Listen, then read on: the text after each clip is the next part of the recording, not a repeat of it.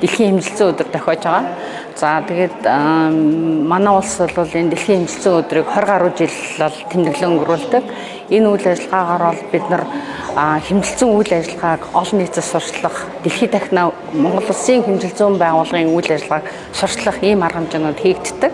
За 1875 онд анх метрийн хилцээрийг байгуулж тэрнээс хойш бол нэгдсэн системтэй хэмжлийн нэгдсэн системийг бий болгосон гэж үздэг.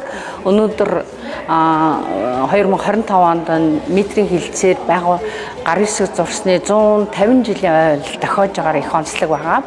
За энд бол ер нь бол эрүүл мэнд, аюулгүй байдлыг хангах, чанар аюулгүй үзүүлэлтийг тодорхойлох, тогтоох, за стандартын хэрэгслийг хангахтай чиглэсэн хэмжлийн нэгж түүний нэгж дамжуулалтын үйл ажиллагааны чухал ажил багталтай гэдгийг энэ дэлхийн улс орнууд онцолж байгаа. Монгол Улсын хэмжээнд 6400 орчим стандартууд үндэсний стандартаар батлагдаад мөрдөж байгаа.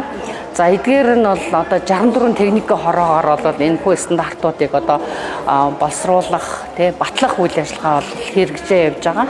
Яг үүнтэй ижилхэн бол хэмжилзэн салбарын хэмжээнд бол бас техникийн хороо ажилтдаг. За стандартын техникийн хороо ажилтдаг гэсэн.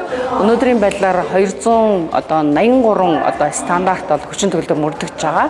Стандарт бол хөгжлийн түлхүүр байнга өөрчлөгдөж идэг. Яг тэгвэл дэлхийд дахинд дэлхийн хөгжлийн чиг хандлагууд байнга хувьсан өөрчлөгдөж шинжлэгдэн шинжилгээ ухааны технологийн дэвшилт хүрж байгаа. Энтэй холбогдуулаад стандарт бол байнга шинжлэгдэж өөрчлөгдөж явах хэрэгтэй.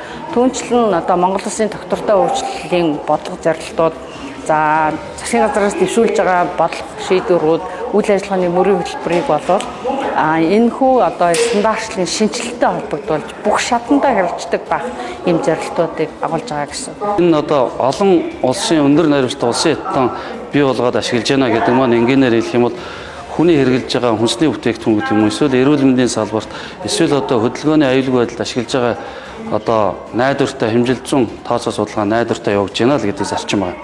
Тэгэхээр энэ хүрээнд Монгол Улсын засгийн газраас манай энэ жил бол нэлээд эталон тоног төхөөрөмжийг бий болгохоор бол төсөв суулгаад шийдвэрлэхээр болсон байгаа. Гэхдээ энэ хараахан хэрэглэгчдийн хэрэгцээ шаардлагыг гэдэг юм уу, эсвэл энэ шинэ техник, технологи, инновац энэ хурдтай өсч өгч байгаа энэ үйл ажиллагаанд бол төдийлөн бас хурдын гүйцэж чадахгүй.